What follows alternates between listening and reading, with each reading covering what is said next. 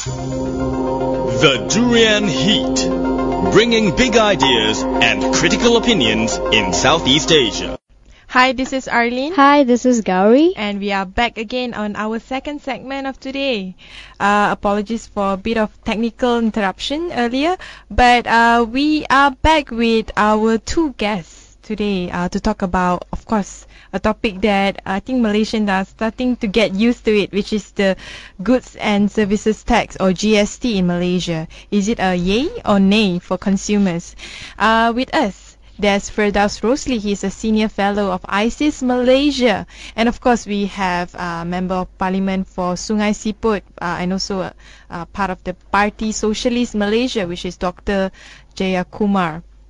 Welcome to the studio. Hello. Hello. Hello. Thank you for having us. Good morning. Thank you for coming in today. So maybe a little introduction to yourself first, starting with Firdaos. Of course, you've been here before. But Oh yeah, thank you for having me again on the show.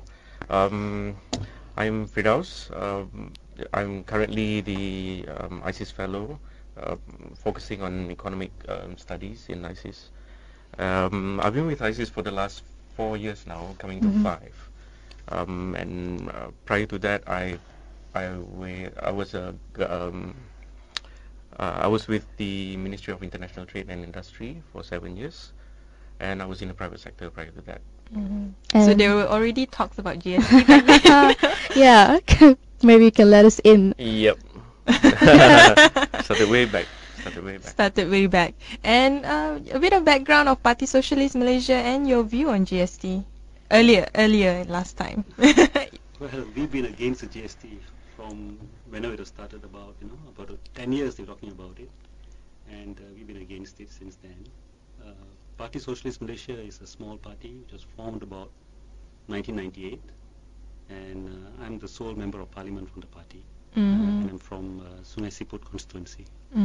So are you guys used to the GST yet, two of you? How have you been feeling since the 1st of April? Maybe you can share a little Maybe bit. a bit of pinch here and there of GST? No, I think parliamentarians are in the elite. I think, you don't count your change, right? But So I what think about it isn't- complaints that you get from your people from your constituency, perhaps? Quite a bit, people are grumbling quite a bit. But most of the pinch are from, like, is it from going to restaurants, or is it from services taxes, or what? Or is it the confusion that traders and consumers are facing in terms of whether these goods should be zero rated or not?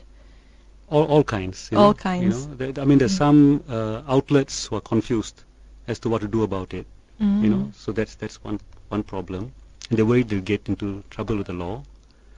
From consumers, people feel prices are already going up, and they feel that sometimes the increases in prices are more than what the GST actually should require.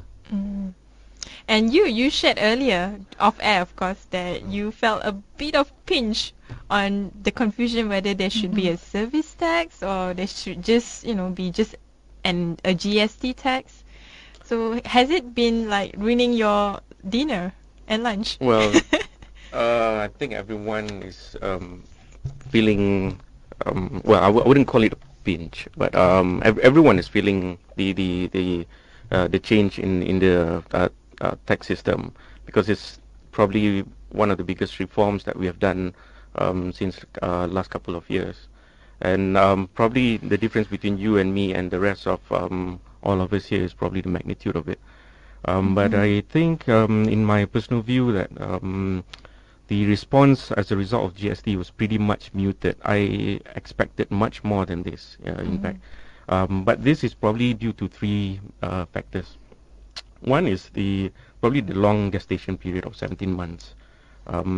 Everyone had so much time to prepare, including the business, mostly the business community, where they had to upgrade their system, the human resource, and pricing strategy, etc., etc. So that pretty much gave them a lot of room to maneuver their strategy. That's one. Secondly, is probably the comprehensive zero rated exam-rated comprehensive and or standard-rated. more than what people can bargain for, because in other countries could be just like 2 items, but we have like 900 items Yes. plus. Yeah. There's a reason behind it, I suppose. Maybe the government is in a better position to answer that rather than me. Like I said, secondly is the comprehensive list, and probably the third one is because of the reduction in global oil price that we see for the last couple of months, especially after the 1st of December, when fuel subsidy was 100% taken off from the from RON 95, more so from RON 97. So we've seen that. So I guess the response was pretty much not as great as I would have imagined it. And but there are still a lot of teething issues after April 1st that we see, even just a week after the implementation. Firstly, that I noticed that there are still businesses who issue handwritten receipts where they're not supposed to, because handwritten receipts is not transparent. 1, 2, they don't portray the exact state of registration of GST, whether they are registered with the customs or not. And secondly, the issue about mobile reload prepaid, touch and go, and all that, that gave a little bit of impact to consumers who very much depend on these things. But these are the things that, I mean, even consumers myself, I wouldn't have know whether it should be 0 rated or not, because to me, when it comes to 0 rated items, it would be like, you know, fresh goods or things that are under the government's subsidized items, for example. But I wouldn't know, like, oh, this particular service would be under 0 rated or not. It's very confusing. They are all they're all displayed in customs website. I must say that they are quite technical. You know, some of them prior to the final week of March, we see that the listing of these items are still very much technical. It's not for people like you and me to understand it. So it was pretty hard for people on the ground to get the grasp of the easy. I mean, tethering is one thing, but I want to know why PSM has been against GST from the beginning. Is it because GST is a very confusing taxation that it will probably be misused by traders, or is it because of something much more rooted or deeper? I think something more fundamental. You know? I think when you have a tax system that taxes the richer sectors of the population, the companies making profits, that's called progressive. But now we're moving in a regressive direction, which means opposite of progressive, where we're shifting the tax burden to everyone, including the poor people. So like now we are bringing GST, at the same time we are reducing corporate tax by 1% and the top band for the income tax by 1%, and we're increasing when you're going to pay the top band thing. So basically we are shifting the tax burden to the poorer people. But what about the long list of 0 rated items, and a lot of the lists are fresh foods and all that? True. I mean, that makes it less regressive than it could have been. Let's say it's been a flat 6% across everything, it would have been more regressive. You exclude some things, it makes it less regressive, but it's still regressive. And it's a direction, because we're starting at 6%. I think in 20 years' time it won't be 6%. It's definitely going to go up. So you are not against consumer tax, but not the GST tax.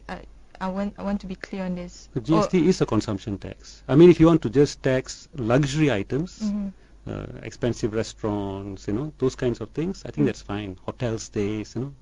So you're okay with sales tax?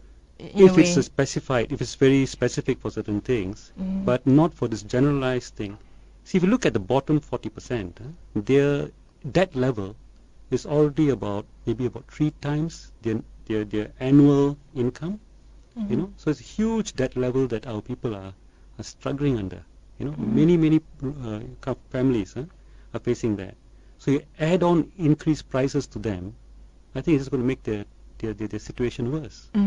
Actually, from your perspective, I want to ask you, would this GST actually create an inflation in the long run, or unnecessary inflation? Because at the end of the day, it's the cost of living that people are concerned with. Okay, first of all, we must be clear about the idea of inflation itself. It does not depend on taxation. With or without the GST, inflation will still be there because people consume things on a daily basis. Whether people consume less or more depends whether it's due to income levels, whether it's due to seasonal, or any other factors that it could affect pattern of consumption. That's number one. Number two, yes, as a result of the replacement of GST, replacement of SST with GST, we can foresee, in fact, there is probably going to be some impact on the CPI. No country in this world, as far as I could recall, register a negative or a lower CPI after the implementation of GST, whether So it's GST a natural or course of VAT. direction. It is pretty much natural, simply because the fact that the GST or VAT in certain countries is pretty much a negative listing of consumption tax. In other words, whatever that is displayed in the list not required to pay tax, otherwise you have to pay. Whereas the other way around with SST is a positive list. Whatever in the list is exempted from paying tax. So, their product coverage is pretty much wider and compared to the SST. So we can foresee CPI going up. So But would it be a this, regressive again, tax? I wouldn't call it regressive. You see, people who look at GST or VAT as regressive is usually they look at the GST as per income, as a subset of income. For example, is whatever that you pay for GST divided by your income. But the GST is not an income tax. Okay, it's an expenditure tax. So you calculate it based on your expenditure, how much you spend vis-a-vis how much you spend for the GST, for the tax. So the idea of comparing the GST and per income is pretty much wrong conceptually and very much so mathematically as well. Well, do you? I would like to know: is it practical for us to actually start at 6%? Because usually when we introduce it, we try to start. I think there are some countries that started at 3%. Yeah, I think Singapore would be Singapore. one of the example do you- where you start at a very low percentage first to just test the water. So what are the requirements actually to decide what percent to start the GST? Okay, we must be clear with the first things first, that whether to increase or to decrease the rate of GST will have to be passed by Parliament, because this is gazetted. Okay, so it has to be debated by the lower house and the upper house, and then such reduction or increase can only take place. That's number one. Number two, whether it's 6%, 7%, 3%, dependent on the government of the day. I am not in the position to answer this, because I'm sure there is a mechanism done by customs and the treasury at what rate that they should charge consumer. But looking at our neighboring countries, one, Singapore, they started at 3%, and they increase it over time to suit the economy's needs. But You're not pragmatic enough. but they start at a very low base, and then they increase it to 7% today. So you can see the trend over the years. Unlike Indonesia, where they started at 10%, It remains at and remains at 10% 10%, today, yeah. even after like almost 20 years now. So I think maybe I'm not sure. Maybe the government is taking a halfway approach where let's not do it too low and let's not make it too high. So we stick to the middle. Why not 5? Why 6? Why not 5? Maybe because our service tax is already at 6. So that not much transition there, I suppose. Being a member of parliament, I'm sure you were part of the debate for the GST. Can you share with us like the internal discussion on how it, how the opposition or even you yourself were debating against the motion on GST? Well, we were saying, and opposition was saying that it is the wrong time, that we should have a higher minimum wage, that we should solve the basic needs of people. I mean, like here we are on the whole neoliberal thing of privatizing healthcare, we are privatizing education, house prices are not controlled, it's going through the roof. You know, in that situation, we say GST is wrong. You know? So your reason are more towards socio-economic being economic of justice, yeah. economic justice for the ordinary folks. But for GST itself, do you see that it will be on an increase in the future, or the government will stay the same? Well, if you look at the history of GST across the world, usually they start low, And then get you go people up. used to it, and it goes up. Like in Europe now, the countries which as high as 23% GST. And we think that's going the wrong way. You know, we feel that we should tax the rich, you know, and not the poor. So if the government has fixed the socio-economic issues, disparity in the country, do you think GST is still something that is an option? It can be a source of income if you do away with this gross inequality we're having. Yes, it could be. I mean, theoretically it can be, but you know, we're a long way from that. I think socio-economic reason is probably the most strongest reason why GST is something that a lot of people are questioning whether it's relevant to Malaysians or not. But on the other side of the argument, do you think GST is something that is applicable even for country with high inequality? Because if you look at Southeast Asia as a whole, besides Myanmar and Brunei, almost all countries have already implemented GST, and it seems like they are doing okay. Maybe we are just looking at the surface here. Maybe Firdaos, Rosli can share some opinions on this. Okay, we must be clear about one thing. Okay, social economic disparity is not caused by taxation, and taxation alone cannot bridge this gap. We must be clear with But that. it's not caused, but it might affect or added more burden. Not entirely, because okay, there are others that affect social economic disparity, like institutional economics, for example, meritocracy, social norms, affirmative actions. So these things play a bigger role rather than taxation alone. But if you want to say that, since we are talking about the GST may affect our current level of social economic disparity, maybe that's not entirely right. Let me explain to you why. Most countries in this world, they have targeted subsidies where they issue coupons, targeted subsidies. Bream. Okay, Bream, for example. In Singapore, they actually have a GST subsidy, apparently. Yeah, they have, but I'm not sure if it's applicable here though.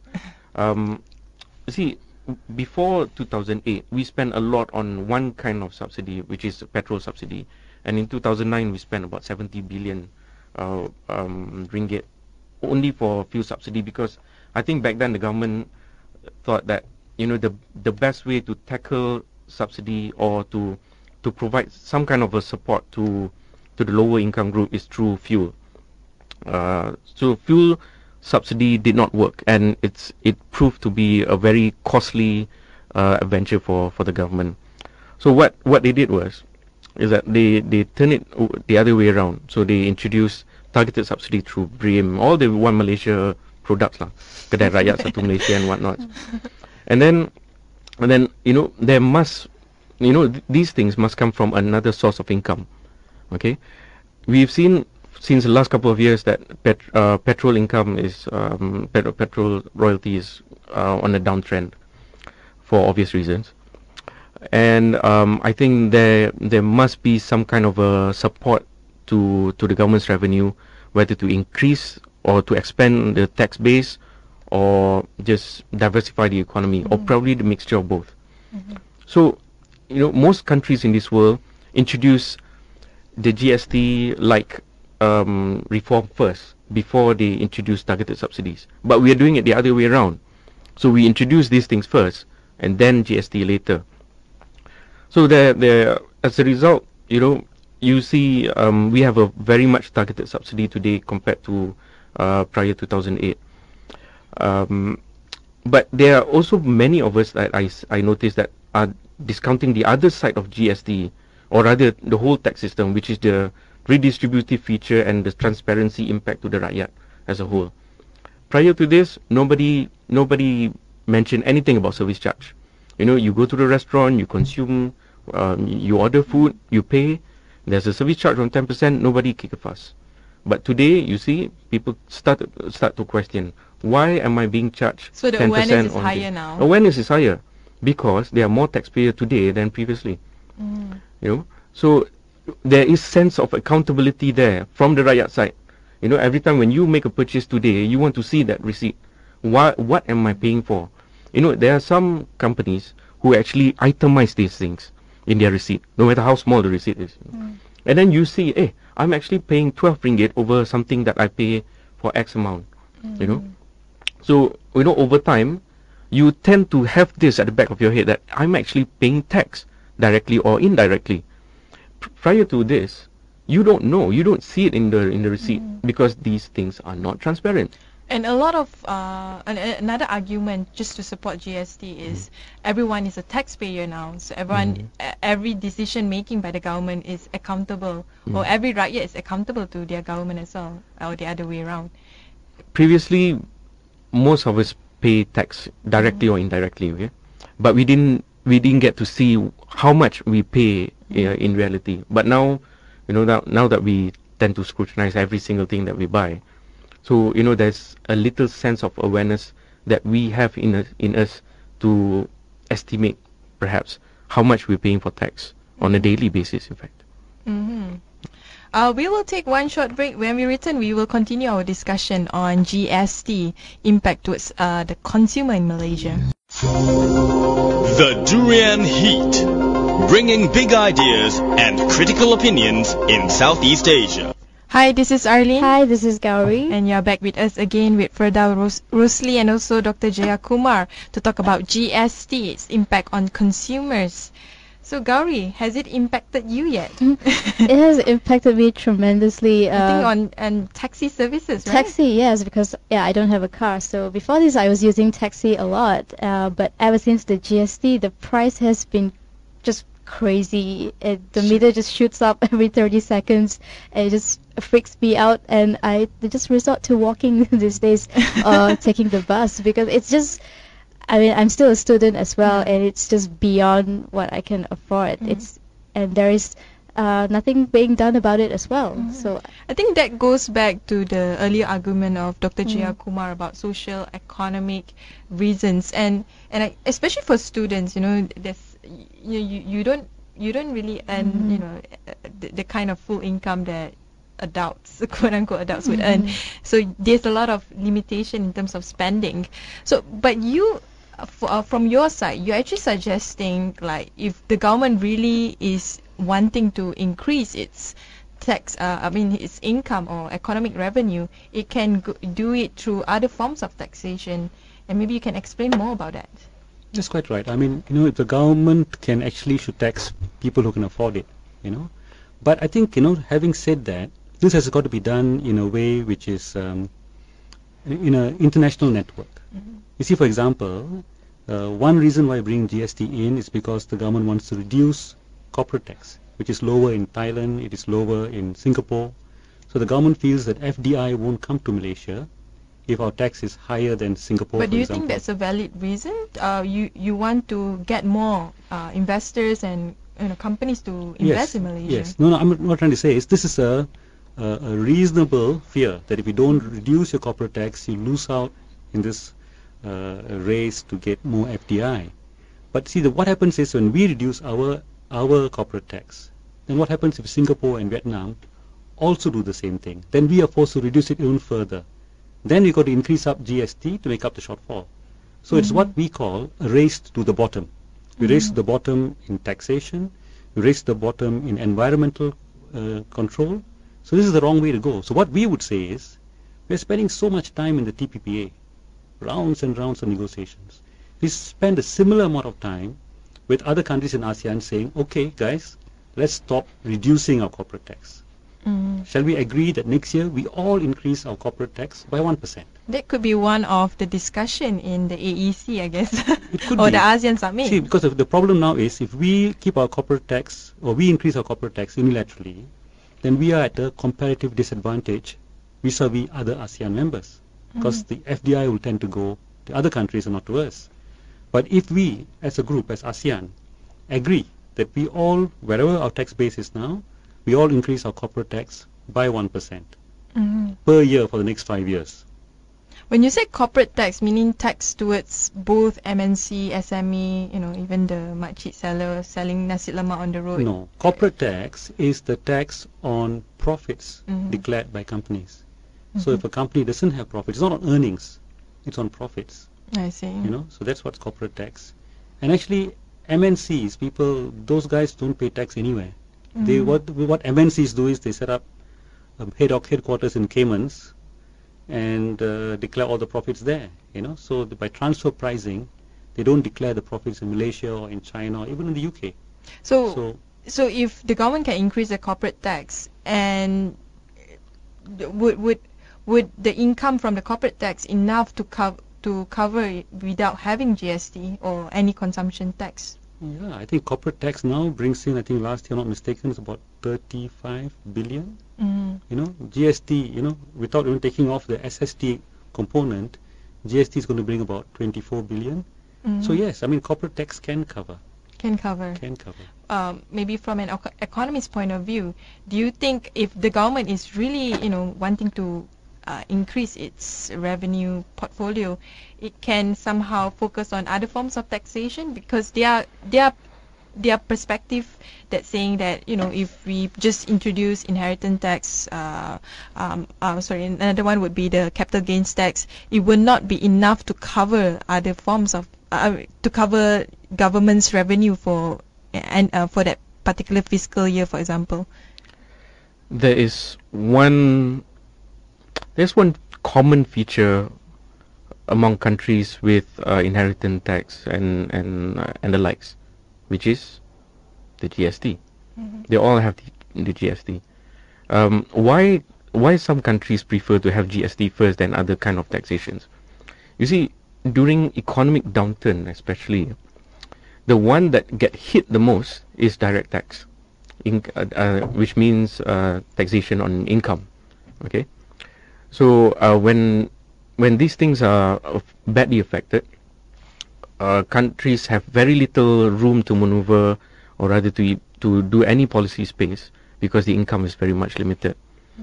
And more so when you don't have a consumption tax, a broad range of consumption tax like the GST or the VAT. So by having the GST, in the Malaysian context, for example, when there is an economic downturn, it will act as a cushion, which means that even if there is an impact to direct tax, the indirect tax portion will remain.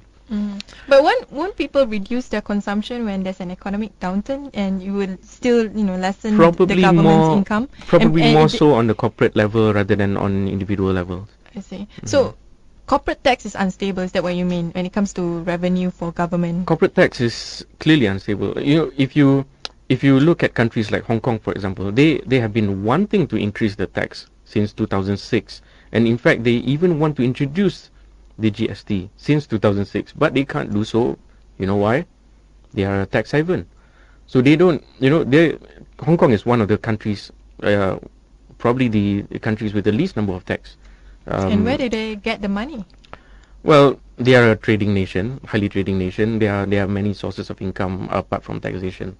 That's not really a problem. But they want to introduce the GST, but they can't, because it will give a very wrong signal to the world that Hong Kong is trying to beef up their taxation process. So unlike us, we have that space. We can introduce the GST first, because there will be cases where you have a very limited space to even increase the corporate tax. So so what do? You increase your tax base so that there is much room for countries to maneuver later, especially when it comes to economic downturns. I'm glad that you mentioned Hong Kong, because I think for any country, the most important part is to have a stable income, just like, ordinary people like us. So if they are not having GST, they are not having a higher corporate tax as well. So where do they get the money? I mean, if we can learn from them. There are various sources of income, revenue for countries. You see, if you look at the pattern of countries that do not have consumption taxes, such as the GST or VAT, countries like mostly Arab nations, like Oman, Kuwait, because they depend highly on petroleum income. You have also country like Brunei, who don't need taxation. Okay, It doesn't have GST. They don't have a GST. Countries like Hong Kong don't believe in tax. And like the US, even the US do not have the a consumption tax like the GST, simply because their state level tax are is enough to cater for this anyway. But unlike us, we are a very small country, so we don't have a consumption tax. So the government is of the view that perhaps this can provide, like I said earlier, as a cushion when it comes to economic downturn. And mind you, this whole the idea of GST is not new. It started way back in 1983, where the discussion or the idea to introduce this came about since 1983. But why Mahathir never introduced it? He tried through the then former finance minister, Datuk Sri Anwar Ibrahim. He tried to table it, but it was deferred. Okay, and then Pak Lah tried to push this too, but it was deferred again until PM Najib took over, tabled it in 2009, and deferred implementation for quite a bit. And right after the election, he thought that maybe it's the best time for him to push this through, give 17 months, and here we are today. I see. And in other words, it took us 3 prime ministers to implement this. And a very strong one as well. Well, with Mahathir, we still cannot implement GST. That is pretty much which debatable. Which is kind of an irony. I want to ask about the absorption of GST. How is it that certain companies like Mydin said that they will not charge their consumers, that they can absorb it? So do they actually have a choice whether they want to impose it on the consumers or they want to absorb it? See, when it comes to GST, okay, let's go to GST 101. Okay? GST is not for consumers, okay, it's for businesses to prepare. What we do as consumers is just pay. We don't have any other options but just pay. So GST, okay? in theory lah, I'm not talking about in reality. In theory, is the business responsibility to pay to the government? Because the businesses act as an extension of government to collect this tax. So it's not really a consumption tax, then it's more like a because consumption is only takes place at a marketplace where the government is not. You want to add something? No, Sorry. I mean the businesses collect, but it's ultimately the consumers who pay. So it's a consumption tax. But maybe certain outlets want to get more business, and so if you say I'm not going to charge GST, I'm going to absorb it, that means you reduce your profits. Let's say you're getting profits of about 30% of what you sell, you minus 6%, so you pay the GST from the profit, but the benefit is you're going to get more business. So overall your profits may actually go up. So that can be a very clever, if a certain restaurant says, don't worry, we absorb the GST, so which means they're already making fairly good profit. So they're going to cut down their profit margin by absorbing GST, but at the same time, they're going to get more business. I agree with YB. In fact, throughout the duration of 17 months, companies can prepare to have their own marketing strategy. Perhaps throughout the duration of 17 months, they can just increase their price by 10%, and guess what? They make 4%. And then they just say, oh, we are absorbing 6% of your GST, which is wrong, because Mydin charges GST, but it is included in the final price. There's also one hardware store that says that they will absorb the GST, which is also wrong, because they still have to absorb the GST. It's just that they play around with their pricing strategy, but that's all. I think that's an interesting point. I think if you look at prices in the market, prices don't go as average percentage increase over cost. In the system, this free market system, prices are determined more by the relative market strength. If I'm a businessman, the price I will settle at is the highest price I can get away with. And so if I'm in a monopoly situation or in a situation where I can influence the government not take action against me, I'll go to that price. Because let's say if I can charge a price which is maybe 30% above my cost, but you can only charge a price because you're a smaller player and you're competing of only 10% above your cost. In essence, I'm transferring some of your surplus value, some of your surplus profits to me by making you sell at a lower price and I take at a higher price. So the pricing mechanism is not something natural or something technical. It depends on how strong I am and also how much political connections I have.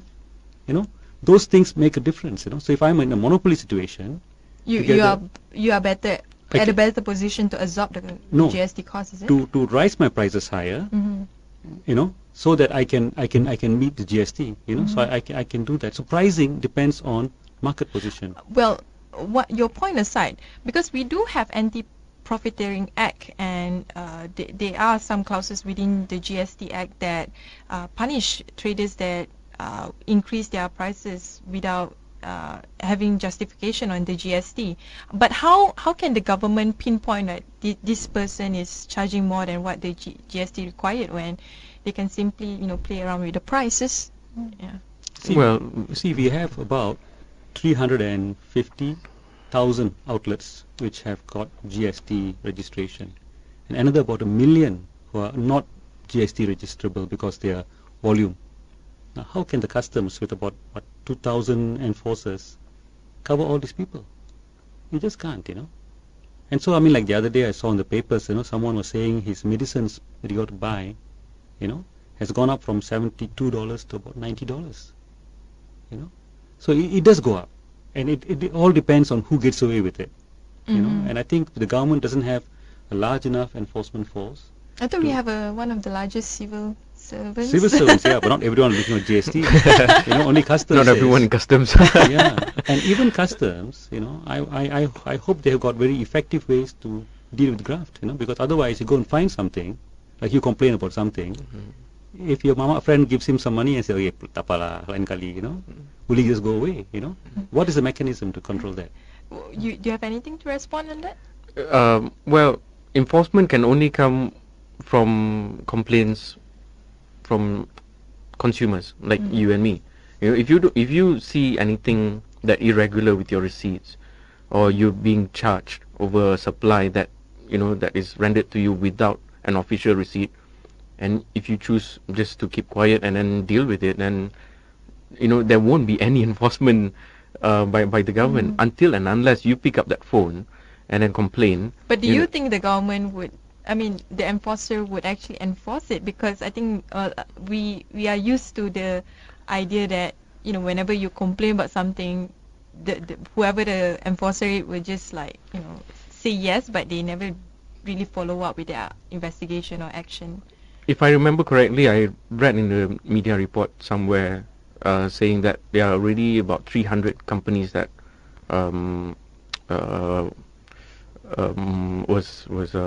was inspected by customs as a result of complaints by consumers since a week ago. Of course, they can't respond to every single one of them, but they will probably get a percentage of that and go directly for a surprise check or something. They'll probably have a mechanism for that. I'm not sure. So maybe you can just elaborate a bit on how would a consumer make a complaint? Well, you can either go via two ways. One, you go to KPDN KK and lodge your complaint via phone call, or you can also email them, or alternatively you can also call customs directly. Just make sure that you just don't call ISIS.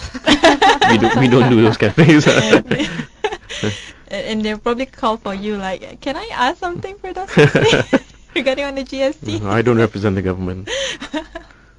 Well, so overall, like if we were to, just to make a forecast about GST for until the end of the year, do you think it will give a high impact, either negative or positive, towards the public and also the government?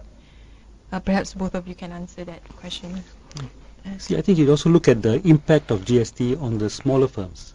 We have about 350,000 firms which have registered with the government for GST. You have about maybe another 1 million small enterprises which haven't registered, which don't need to register. But these, okay, so we have two problems here. One is the out of 350,000 who have registered, the smaller among them have got problems. I mean, the big, the like Tesco and Mydin, they have an accounts department, they have computerized services, they have people doing accounts. So you give the accounts person one extra job to do, they can do it. But a smaller grocery shop, the hardware shop, run by a small family outfit, they may not have that capacity. So even today I saw on the Star, there's one grocery shop in Taiping, and they're saying that the guy thought of stopping his business because he didn't know how to handle GST. Then he's saying thank you to MCA because they came and gave me some advice, and he had to pay 14,000 to buy the computer and all that. So it's a cost to them. Can I interrupt you on that? How small a business the government said they can actually, not pay for GST? It's the gross turnover, 500,000 per year. 500,000. I see. So if you're above 500,000, you must.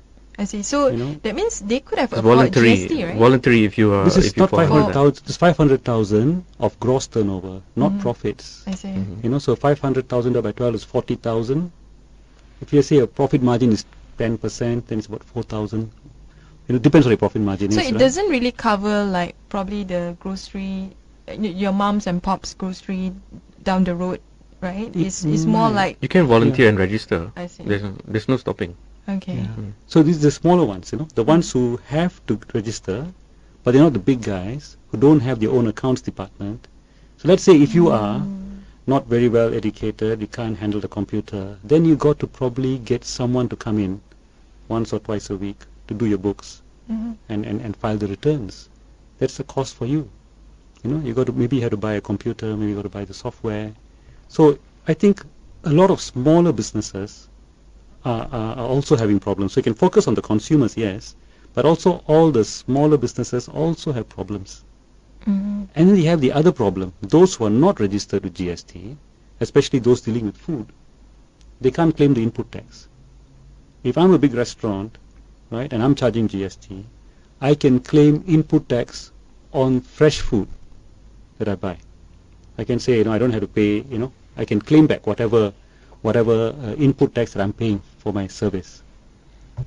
But if I was a small guy and not registered, I just got to absorb the input tax. I see. So there's a lot of technical problem that is happening, even for businesses when it comes to GST implementation, and you probably forecast that for the next or for until the end of the year, we will still talk about GST and how to adjust ourselves with GST. Yeah, people face a problem. But what about your perspective? I can conclude one thing. One is that for sure, business is not going to be the same anymore. One You have is to that be more sophisticated this time. One is that business transaction will now be thoroughly regulated because customs will look at your books almost like once a month instead of once a year. Which is a good thing, right? Which is a good thing. It's a lot of burden for them, but would it be good in terms of check and Well, balances? in fact, it is burden more on enforcement rather than collecting 1 ringgit of revenue from taxation. It costs the government more to get direct tax rather than indirect tax via GST. So now enforcement, enforcement will be deeper, will be wider, but probably at a slower pace. Secondly, the higher level of accountability and transparency, where you see that we tend to scrutinize every single little thing, and then even if we go to restaurants, for example, we will probably tend to compare prices much more than ever before, and then we will also, as consumers, we will probably question why do some companies charges the GST, or rather display the final price at the menu rather than, charges me the GST at the cash till, But as consumer, you can take that company you can lodge a complaint, because under Section 8 of Price Control and Anti-Profiteering Act 2011, you must display the final price of your product at or supply at at your price list. So you can expect a higher level of accountability and transparency there. Thirdly, maybe as we can see now, a higher cost of implementation, like what YB said, a higher human resource, software requirements, etc. So that will probably give a little bit of impact on the smaller guys rather than on bigger guys. With that, thank you very much. Thanks for sharing with us, Firdaos, Rosli, and also Dr. Jeyakumar. And of course, let's just see towards the end of the year how GST would impact consumers and also businesses. Thank you. Thank you. Thank you.